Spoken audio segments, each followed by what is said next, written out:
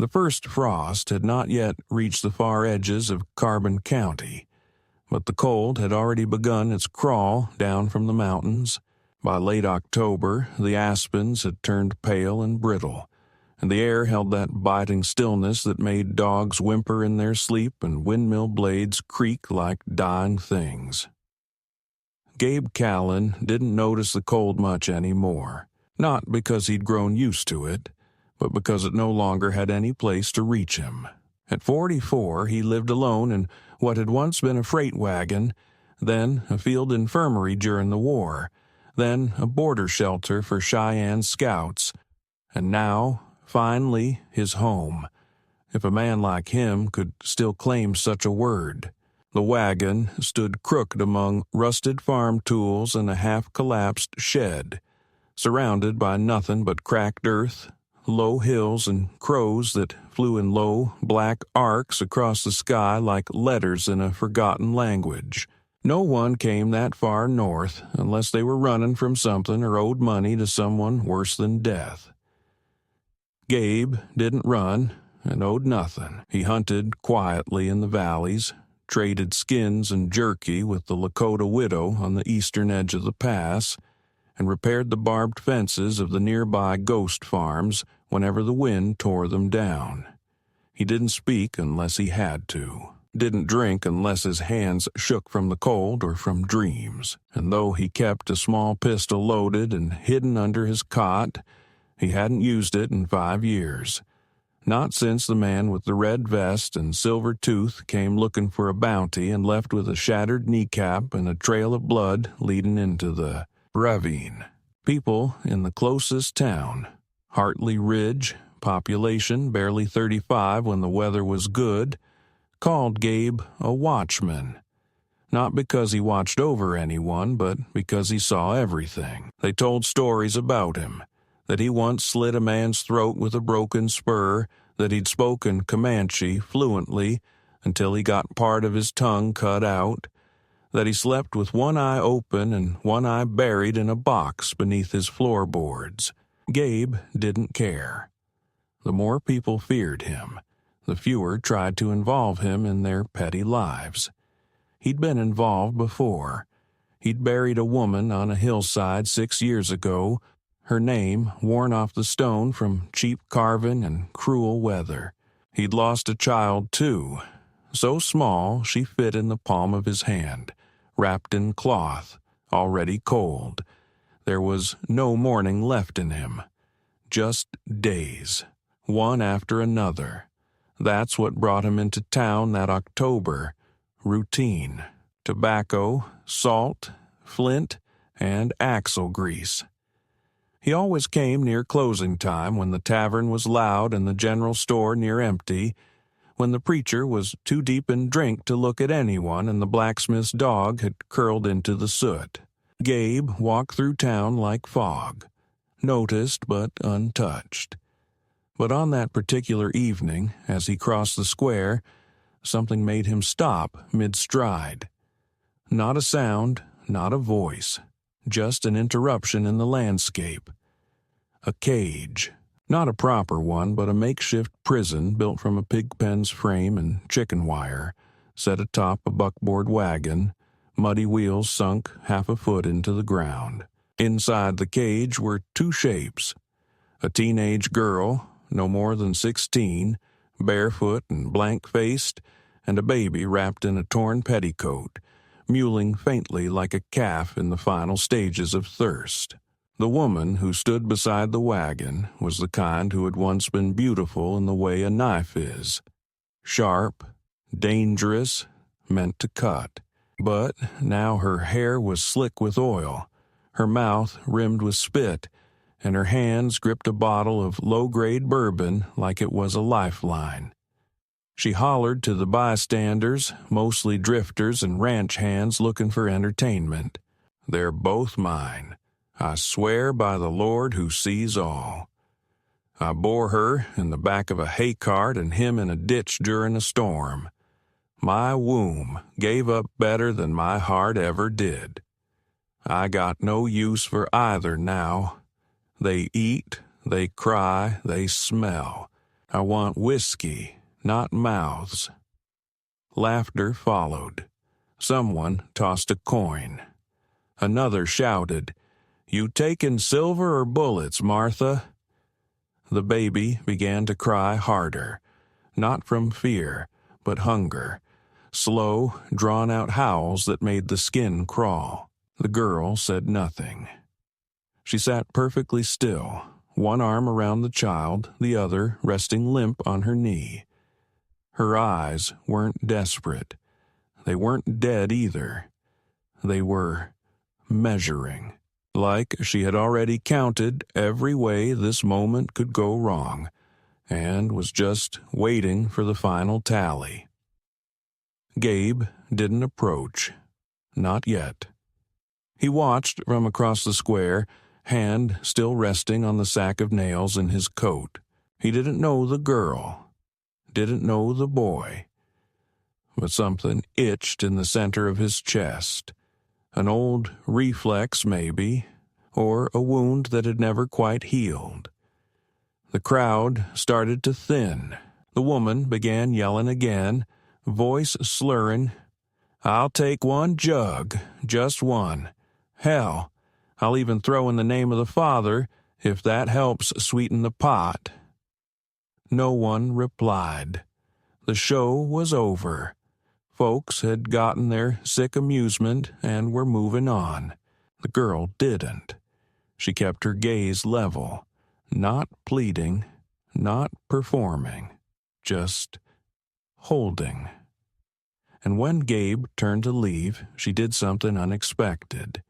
She leaned forward, pressed her lips to the baby's forehead, and then looked straight at him. Not like she recognized him, like she had chosen him, like in all the hell that had paraded past her in life, this was her last deliberate act. To make someone see her and know that she had not screamed, not begged, not knelt. That look followed Gabe all the way back to his wagon, followed him through the night as the fire crackled and he cleaned the rifle he hadn't used since '82. It followed him when the crows didn't land near his shack the next morning, and it followed him when he opened the door and saw something he could not explain. A baby basket, swaddled in a tobacco sack, resting on the frost-hardened ground. The child was inside, eyes open, breathing shallow, arms twitching. No note, no sign of the girl.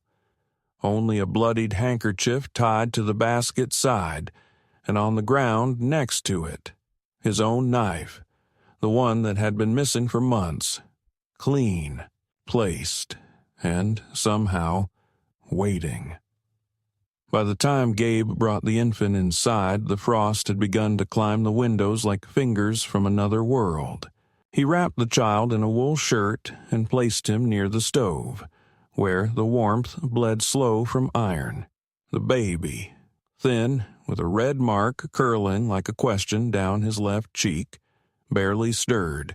His breathing so shallow, Gabe checked his pulse twice to be sure it was there.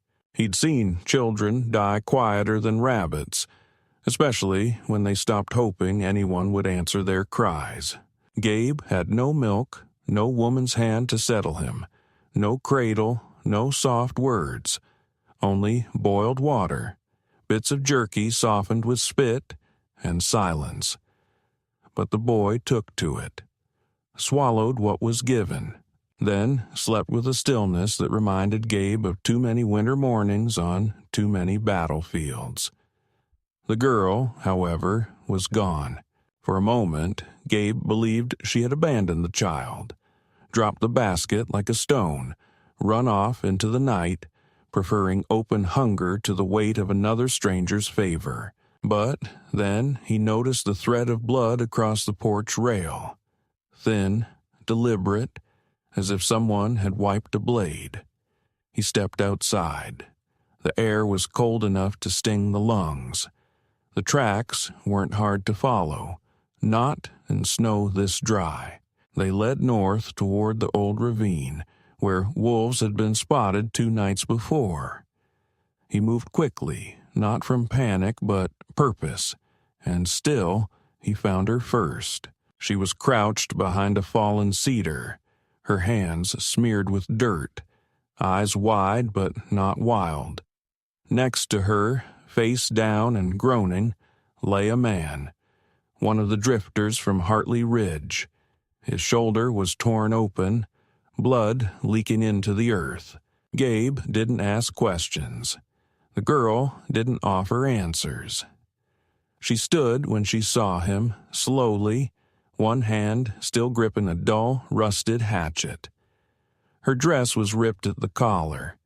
One side of her lip had split. She looked at him like she was already halfway beyond this world, like she hadn't expected anyone to follow or find her, or care. Gabe said nothing. He stepped past her, rolled the man onto his back. Recognition hit hard. The man's name was Maynard, a known card cheat, occasional cattle rustler, and the kind of bastard who always smiled too wide at girls who didn't smile back. Gabe checked his pulse. Still alive. He looked at the girl. She was shaking now. Not from fear, but adrenaline draining. He reached out, slowly, and took the hatchet from her hand. She let it go. He didn't ask if Maynard had tried to take her. He didn't need to. The answer was already written in the set of her shoulders and the tightness of her mouth. Gabe dragged the man toward the edge of the ravine and left him there, half buried in snow, still breathing. Not out of mercy, out of warning. Hartley Ridge would find him, and they'd know. Back at the wagon, the child was still asleep, his fingers curled into little fists. Gabe laid the girl a blanket and motioned to the stew pot. She didn't eat right away, just sat, staring at the stove as if it were an altar, and she was waiting for permission to warm her soul. After a while, she took a spoon and ate. Small bites, measured.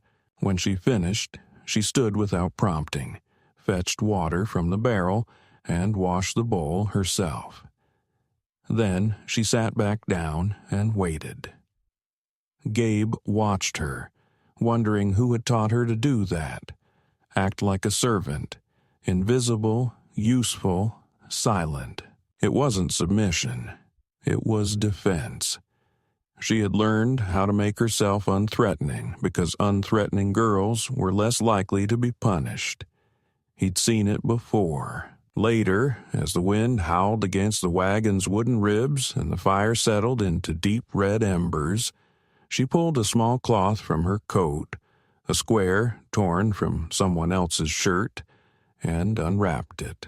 Inside were two things, a single hair ribbon and a silver button. She held them like they were relics. Gabe didn't ask. He sat across from her, sharpening a blade. The silence between them wasn't comfortable, but it wasn't cruel either. It simply was. Eventually, she spoke, not in a voice soft with fear, but flat, like reading from a list she'd repeated to herself too many times. His name's Jamie. He's 8 months. He don't sleep when it's loud. He'll drink goat's milk if it's warm enough, and if you hum, he calms down faster. Gabe paused his sharpening. She continued. He's not sick, but he don't cry loud, just little, like he's afraid to make noise. Her voice cracked slightly, but she pushed forward. She used to shake him if he cried. Once left him outside for a night. Said if he wanted to be born, he had to earn it.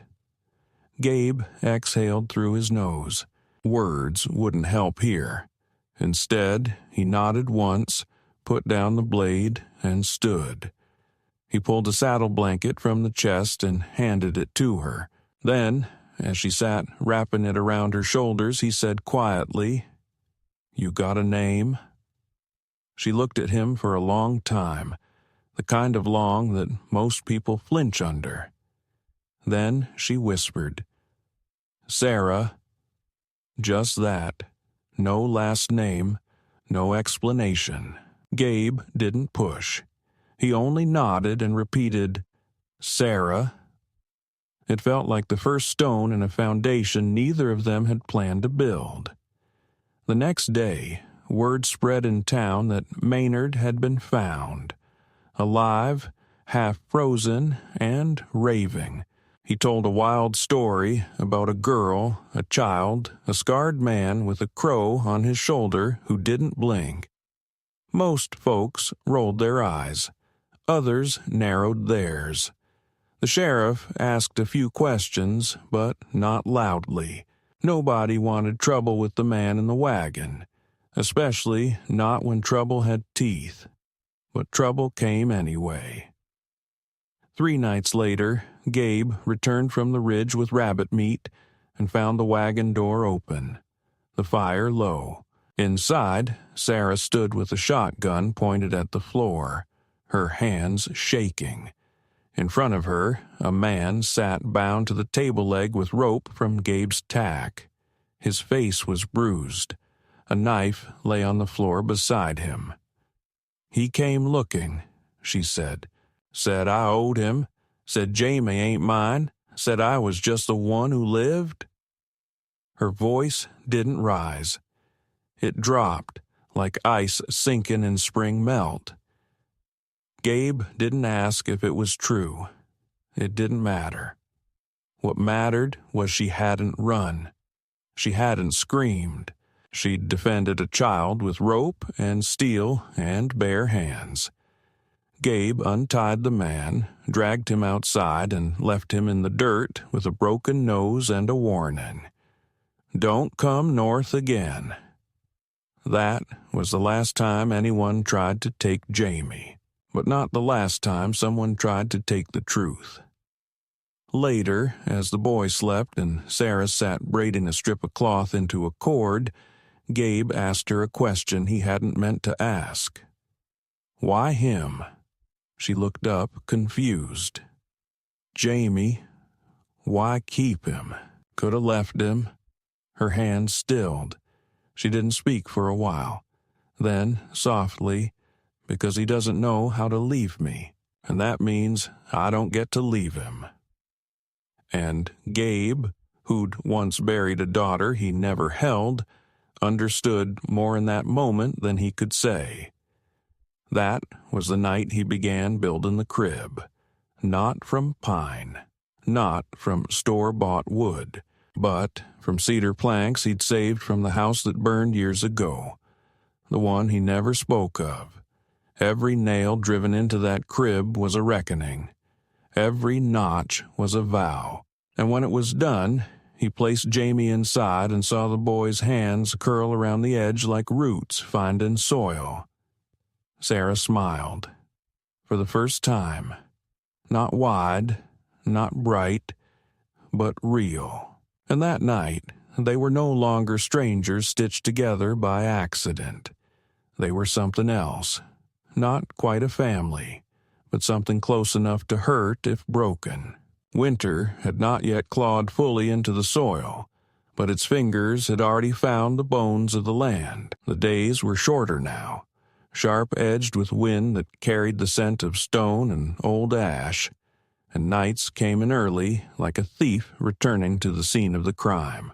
The air inside the wagon had thickened with coal smoke and the warmth of 2 bodies that did not quite know what it meant to share space.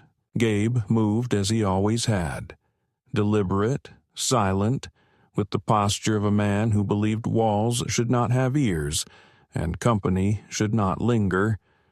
But something had shifted in the way he opened the door a little slower now, as if listening first, or how he always left the fire banked high before he went to fetch water from the half-frozen stream. Sarah, for her part, kept her distance, but the silence between them began to take on the texture of something no longer hollow. It had weight, shape, even a kind of rhythm, like wind brushing across canvas that had finally been stretched taut after too long sagging. She had begun to speak more, not much, not often, But when she did, her words carried the certainty of someone who had been forced to memorize her own survival. She knew how to slaughter a rabbit, how to make poultices from the moss beneath birch trees, how to braid cord strong enough to hold a grown man's wrist. Gabe watched the way she moved. Not like a girl trained for household duties, but like someone raised among tools, fire, and pain. She knew how to disappear inside a room and yet still sense every movement in it. She kept the child close, always strapped to her body or nestled in a sling she fashioned from an old saddle blanket.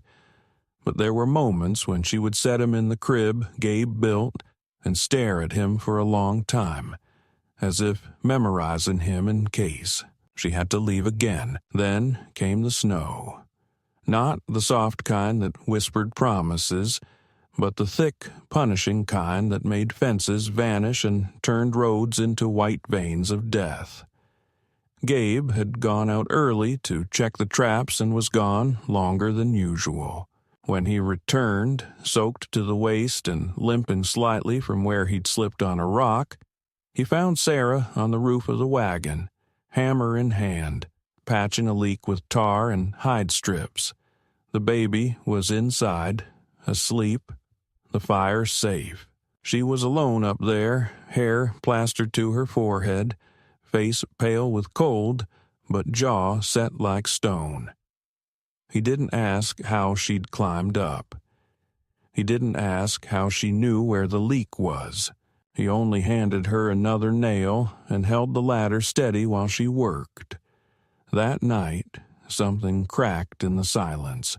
She was standing near the stove unwrapping dried meat with hands trembling from the cold when she said, "I broke a man's leg once, not Maynard, someone else. He tried to keep me for himself. Thought if he paid enough for me I wouldn't fight. I did." Gabe said nothing, just poured hot water into 2 tin mugs. She didn't look at him, just kept talking. Voice like gravel dragged across wood. "They think if you're small, you'll stay small. But even rabbits bite when you take the den." Gabe handed her a mug. Their fingers brushed. She didn't pull away. Neither did he. Then came the night that nearly undid all of it. Jamie had started coughing, a dry, wet, rattling cough that shook his tiny ribs and turned his sleep into whimpers. Sarah barely slept. She sat upright by the crib, feeding him small spoonfuls of water boiled with pine bark and salt. Gabe brought her herbs from the ridge, ones he remembered his wife using once, long ago before her lungs gave out. Sarah never asked questions, only crushed them into poultices, rubbed them into the child's chest, sang to him in a voice so low it was barely more than breath. It was during one of those nights, when snow piled like judgment against the door, that she reached out and touched Gabe's sleeve as he passed her the kettle. It wasn't a grab or a grip, just the tips of her fingers resting on his forearm like an echo of a thought she hadn't said yet. He looked down at her, and for the first time, she didn't look away. Her eyes, red-rimmed with fatigue, held something vast and strange, gratitude laced with warning, grief wrapped in defiance. She said simply, "He's getting better. You gave me time." Gabe didn't answer. Couldn't. Instead, he set the kettle down, sat beside her on the floor, and for a long time they listened to the baby breathe together, like it was a sound worth guarding. The next morning, the wind had calmed. The snow hardened into crusty layers. Gabe went out to shovel the path and check the shed. He returned to find Sarah not inside the wagon, but crouched in the snow behind it, rifle across her lap. When he approached, she nodded toward the trees.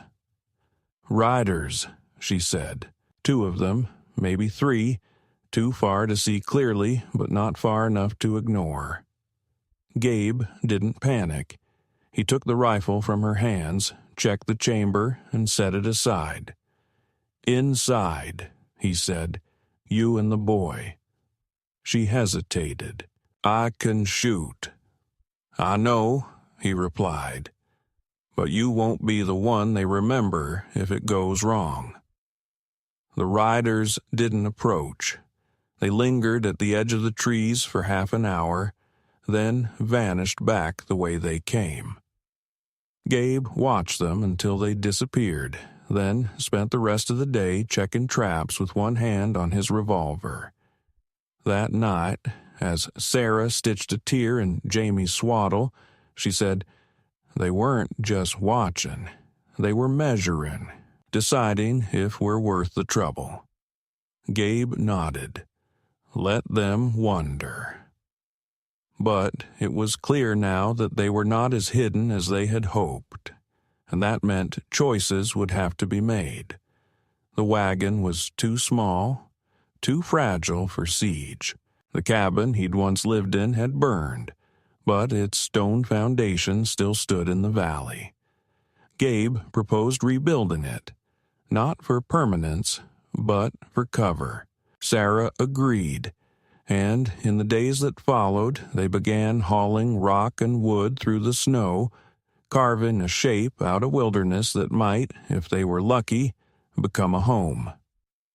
It was hard work, bitter, raw, and relentless, but Sarah never complained. She carried twice her weight in stone, chopped wood until her hands blistered, and each night laid Jamie down on a folded quilt beside the unfinished hearth. One evening, as she brushed snow from her coat and sat beside the fire, she said, "I used to think surviving meant keeping still, staying quiet, making yourself small. Now, I think it might mean building something they can't take from you." Gabe looked at her then, not like a guardian, not like a man trying to atone, but like someone seeing a storm on the horizon and choosing to walk into it anyway. That night, after the baby had drifted into sleep and the fire had burned down to whispering coals, Gabe took a piece of chalk and drew a line across the wooden beam above the door. When Sarah asked what it was, he replied, "That's day one of something that belongs to us, not just what was left behind." And in that moment, she stood and did something neither of them expected. She reached up and added a second line beside his. "Then we count together," she said. It wasn't a declaration of trust. It wasn't love. But it was the first act they shared that had nothing to do with running. And for people like them, that meant more than either would dare to say aloud. The winter deepened with a quiet that felt more like judgment than peace, settling heavy over the land until even the wind began to hesitate between breaths. The half-built cabin was a dark scar against the snowdrifts, its stone walls only waist-high, its roof nothing more than a frame of pine logs and frozen in tension. Yet every day, Gabe and Sarah returned to it, hauling what they could, bracing against cold that gnawed through boots and into bones. Jamie had stopped coughing, mostly.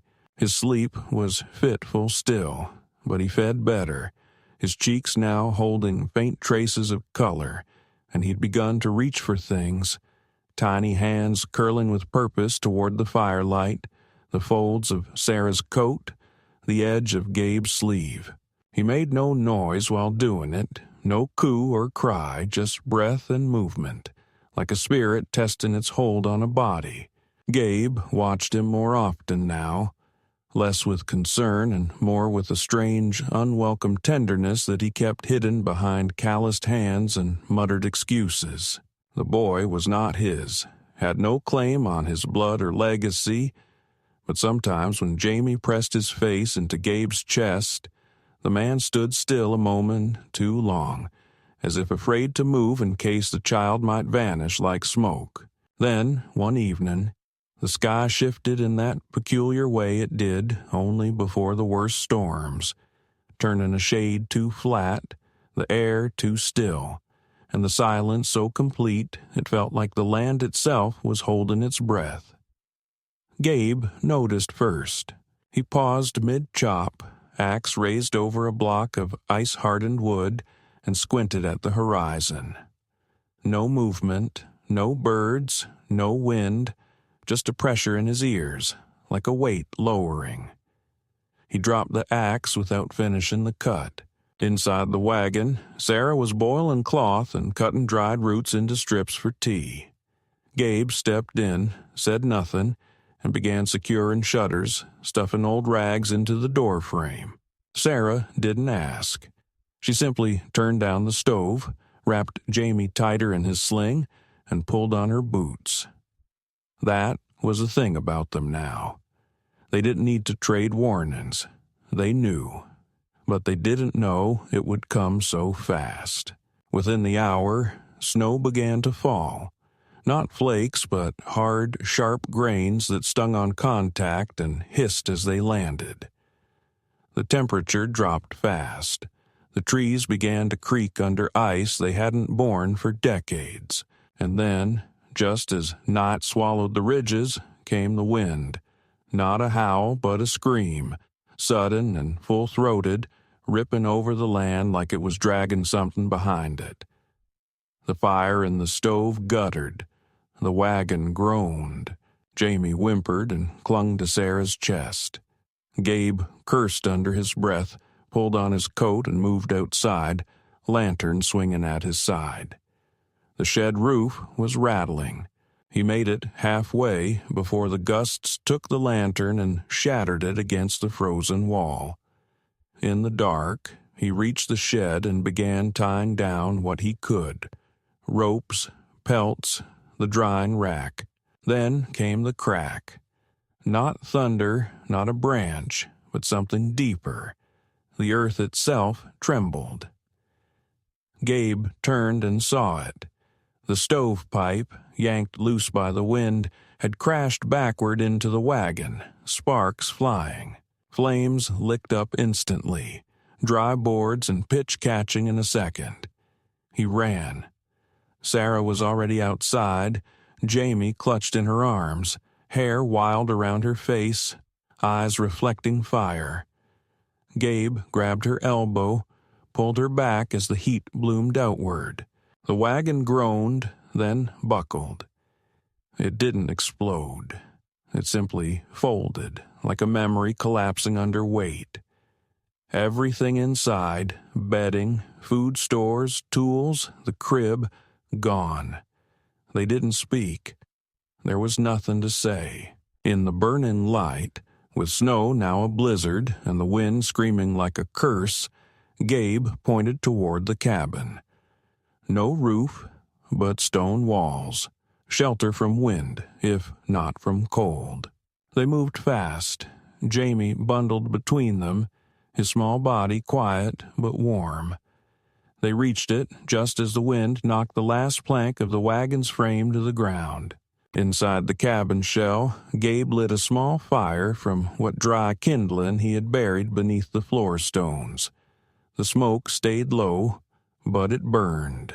Sarah crouched in the corner, Jamie tight against her breast, and for the first time since the night he met her, she looked afraid. Not angry, not guarded, just human. Gabe sat beside her, pulled off his coat and covered them both. For a while, they sat in silence, wind trying to crawl through the stone, snow hissing against what remained of the frame above. Then she spoke, voice barely there. "I always thought when it burned, I'd feel free." He turned his head. "The wagon?" She shook hers. "The past." Gabe closed his eyes. His hands still smelled of smoke. His bones ached in that old way they had since the war. The way that said you'd survived something but left pieces behind in the snow. He reached out, hesitated, then rested his palm on Jamie's back. The child stirred. Sarah didn't flinch. She said, "I named him after a ghost."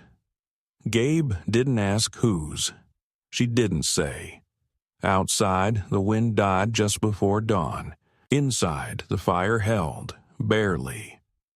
And in that place between destruction and daybreak, something shifted again.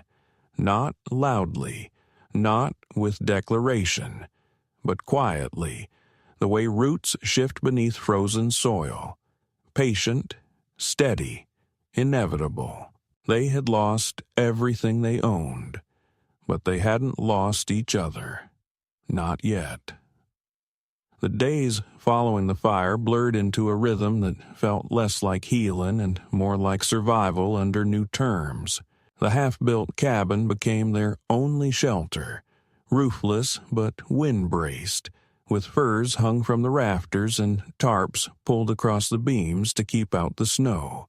Gabe reinforced the walls, driving nails into frozen wood with fingers raw from cold, while Sarah melted snow for water and taught Jamie to drink from a tin cup she'd carved a handle into. Their supplies were gone. No flour, no salt, only what Gabe could trap and what Sarah could make from bark and root. Hunger wasn't new to either of them, but it felt meaner now, less patient. The kind of hunger that turned sleep light and made tempers short. Still, there were moments of quiet grace. Jamie began crawling, slow and clumsy across the pelts, his hands reaching toward the warmth of the fire or the edge of Gabe's boot. Once, Gabe caught him chewing on a spent bullet casing and didn't scold him, only replaced it with a piece of jerky and muttered, "Better learn early what danger tastes like." Sarah laughed at that, unexpected, low, the sound rusty from disuse. And in that moment, Gabe realized he hadn't heard real laughter in over a year. Not since the night the river froze solid and took the last of his mules under the ice. But the world outside their fragile shelter had not forgotten them, and it had grown restless.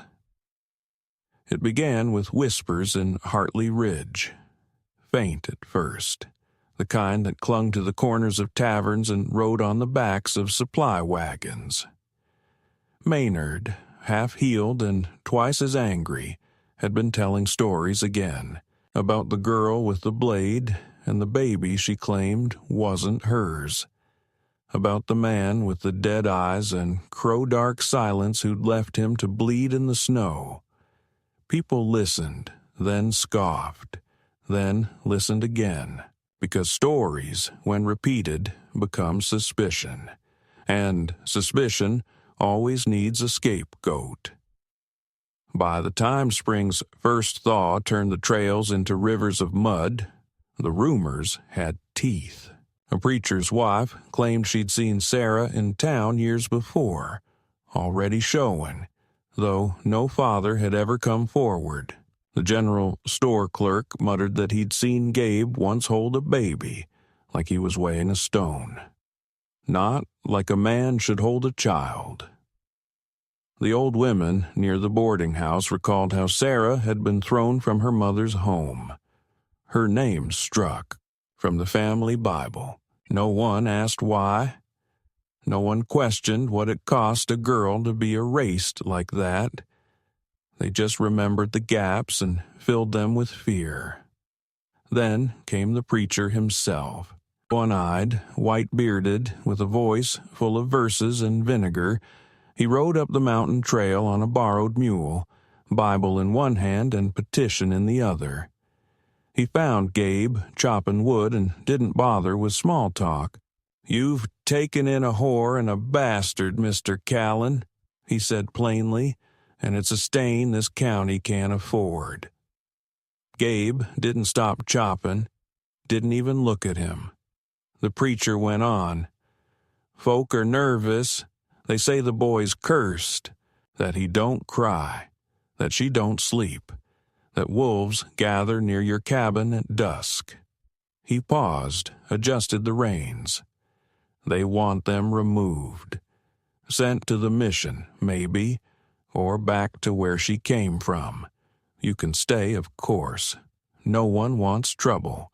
Just peace." Gabe swung the axe, split a log clean, then said, "You ever read the part where Christ said, 'Suffer the little children to come unto me'?" The preacher sneered. "Not when they're born from sin." Gabe looked up then, slow and sharp. "Then you best reread it. Whole thing. Not just the parts that excuse your cowardice." The preacher left, but not quietly.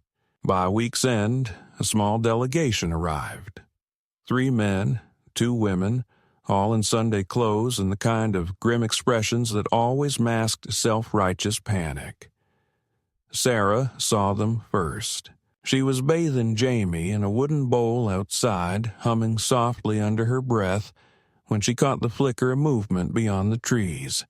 She didn't scream, didn't run, just wrapped the baby, handed him to Gabe, and picked up the rifle leaning against the stump. They didn't draw weapons, not at first. They tried civility, spoke of the good of the community, unrest among the decent families, concerns about unnatural behavior. They asked politely, once, if Sarah would consider leaving. Said she was scaring the livestock, that dogs wouldn't stop barking when she passed, that the air around her was off. Sarah said nothing, just stood still, rifle pointed at the dirt. Gabe waited for them to finish, then asked a single question. "Which of you plans to take the child from her arms?" None answered. He stepped forward, Jamie in one arm, the other hand resting on the knife at his belt. She carried him through winter, fed him when her body had nothing left, stood over him when the fire took everything. You think some godless petition gives you the right to take that from her? His voice was low, but it struck like thunder. "If you want him, come take him. But I promise you, there will be no forgiveness, only graves." They left, not all of them willingly, and for a time the mountain was quiet again. But quiet is never peace. It's only a breath before the scream. One night, as thunder rolled far off and the wind carried the scent of wet ash, Jamie began to cry. Not a whimper, not a hunger cry, but a full-throated scream that shook his small body and turned his face crimson. He didn't stop. Sarah rocked him, sang to him, tried warm milk, cool cloths, whispered prayers she hadn't said since childhood. Nothing worked. Gabe built the fire higher, checked for fever, for wounds, for broken bone. Jamie cried and cried and cried, until suddenly he stopped. Too suddenly. His body went limp. Not dead, but distant, as if something inside him had been shut off. Gabe held him, heart pounding in his throat, unsure what he was witnessing. Sarah took him back, laid him down, pressed her ear to his chest, then whispered, "He's in shock."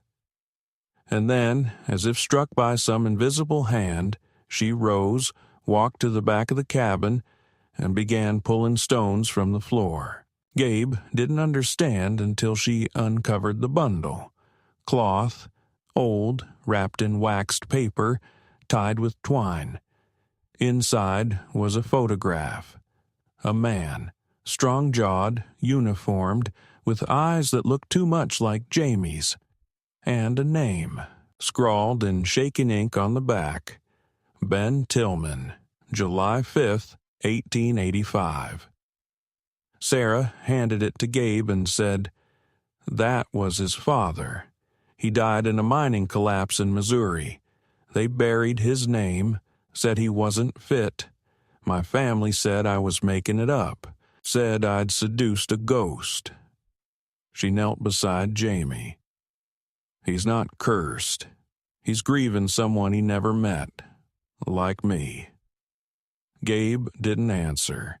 He just sat down beside her and without a word placed his hand over Jamie's chest and waited. That night, the boy stirred. His hand curled around Gabe's thumb, and Sarah, eyes dry but red, whispered, "You can't fix what people fear, but you can outlive it." And for once, Gabe believed she was right. Spring came with its usual violence, flooding the riverbeds, splitting rock under thawing pressure, snapping branches like brittle bones. The valley pulsed with rebirth, but up in the hills the soil remained hard, and the frost clung like regret.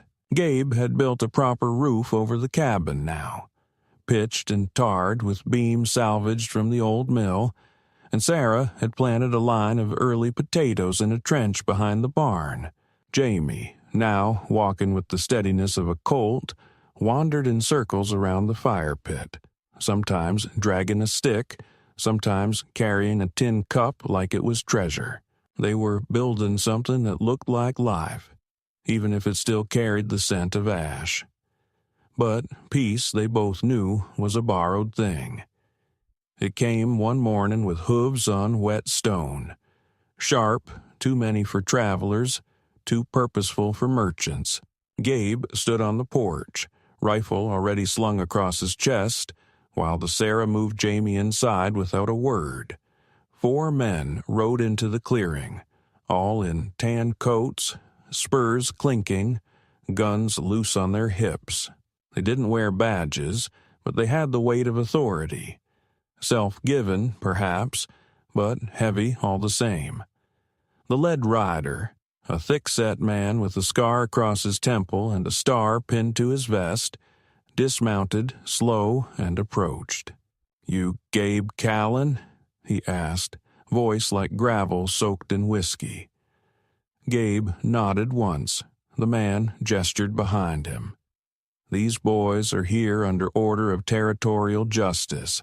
That girl in your cabin, she's been accused. Theft, sedition, desertion, aiding fugitives. There's even talk of witchery." He smiled without humor. "Hell of a resume for a little slip of a thing." Gabe said nothing. The man tilted his head. "We're taking her. You can make it easy or you can make it instructional." Sarah stepped out then, Jamie on her hip. Her eyes didn't flicker. She didn't plead. She walked up beside Gabe and said, "No." Just that. Not a scream, not a cry, a statement. The silence stretched. Then the man stepped forward, and Gabe moved faster. The rifle butt struck the man's jaw with a sound like a cracking branch, and chaos erupted. The other riders drew guns. Gabe fired once, catching one in the leg, then rolled behind the barrel pile. Sarah handed Jamie to the ground, pushed him behind the well, and grabbed the rifle she'd hidden beneath the porch. The air filled with smoke and shouting. Jamie cried out, his small voice rising like a flare. One of the men tried to flank the cabin. Sarah caught him in the shoulder, sent him sprawling. Another bullet grazed Gabe's side. He staggered but kept firing. Then the fire started. A lantern, kicked over in the melee, caught the edge of the barn. Flames roared up like they'd been waiting. The horses screamed, and the clearing filled with smoke. Sarah ran toward the well, grabbed Jamie, turned, and saw Gabe on his knees, blood pouring from his thigh, the lead rider standing over him with a revolver aimed between his eyes. She didn't think. She didn't aim. She just screamed and pulled the trigger. The bullet caught the man in the neck. He dropped without a sound, blood spattering the stone. Gabe collapsed backward, breath ragged. The other men scattered, dragging the wounded, leaving behind the fire and the dead.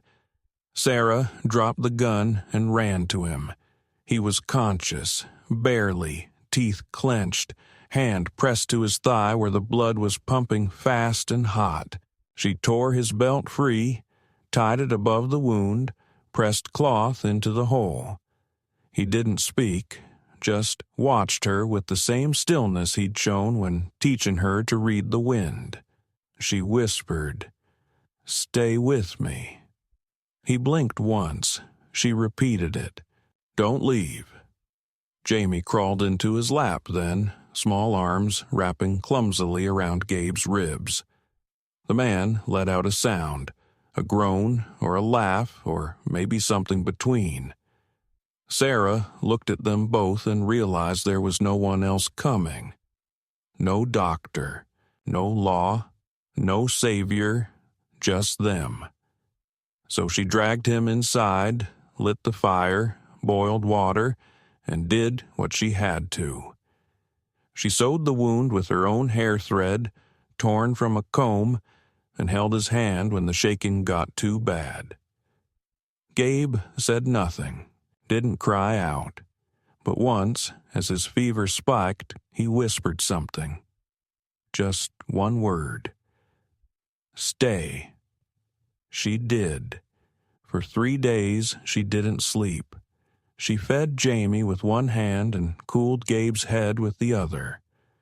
On the 4th day, the fever broke, and when Gabe opened his eyes and saw her curled beside him, clutching Jamie like a shield, he reached out, weak, trembling, and rested his hand on the boy's back. No promises, no vows, just contact, just presence, and that, for them, was everything. By the time the snow came again, softer this year and without violence, the cabin stood whole. The barn was gone, its skeleton blackened and buried beneath new ash, but the home remained.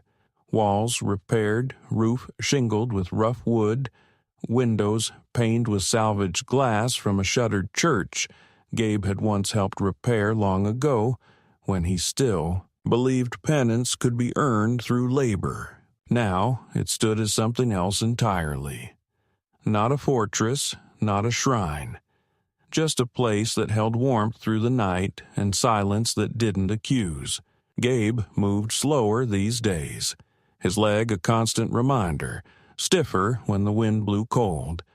But he moved still. He tended the fire with a care he'd once reserved only for weapons. He carved a new cradle from pine he dried himself, smoother than the first, shaped not with urgency but patience. Jamie had begun speaking in bits, strange combinations of sound and intention, some borrowed from Sarah's soft cadence, others clipped like the way Gabe gave orders to a stove or a mule. The boy ran in lopsided circles, fell often, but always laughed as he stood, his resilience a kind of defiance in itself. Sarah had changed, too. She no longer looked over her shoulder when chopping wood. She walked into town once a month, head high, jaw set, Jamie on her hip, and dared anyone to speak against her. They didn't. Not anymore. The preacher had vanished. Some said fled the county entirely. The others had gone quiet. There'd been no arrests, no trial. Too much blood had soaked into that mountain for any law to hold. Instead, whispers died out. Fear turned elsewhere, and what was left behind, like smoke after a fire, was a strange respect. Not affection, not trust, but something heavier. The kind of weight a community gives to things it doesn't understand, but knows better than to challenge. That winter, Gabe began teaching Sarah to read properly. Not just names and signs, but full sentences, thick paragraphs, old ledger entries, and dog-eared storybooks that had somehow survived both weather and war. She read slow at first, lips barely moving, finger tracing each word like a path through unfamiliar country. But she was quick, and soon she no longer asked for help. Instead, she read aloud to Jamie in the evenings, voice low, steady, shaping stories out of pages that had been written for lives nothing like theirs, and yet somehow still true. One night, as snow fell in a hush against the windows and the fire clicked low in the hearth, Sarah read from a children's primer about a boat crossing a river and a man who gave his coat to a child. When she finished, she looked over and found Gabe asleep, not collapsed, not slumped, but resting with his arms crossed and one boot still half laced, as if he'd planned to rise again in a moment, but forgot. Jamie was curled at his feet. She didn't wake either of them. Just set the book down and watch them breathe.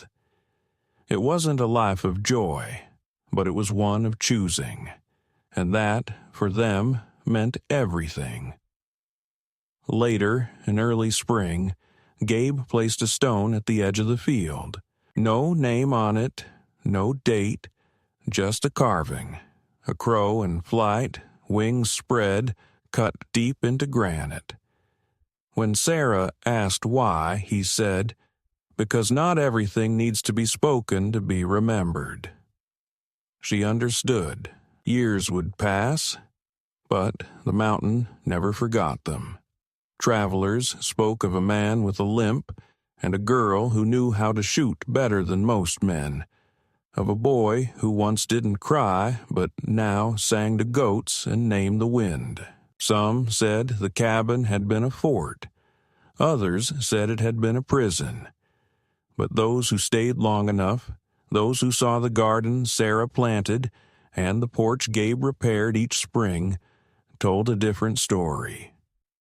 They said it was a beginning, and that was enough.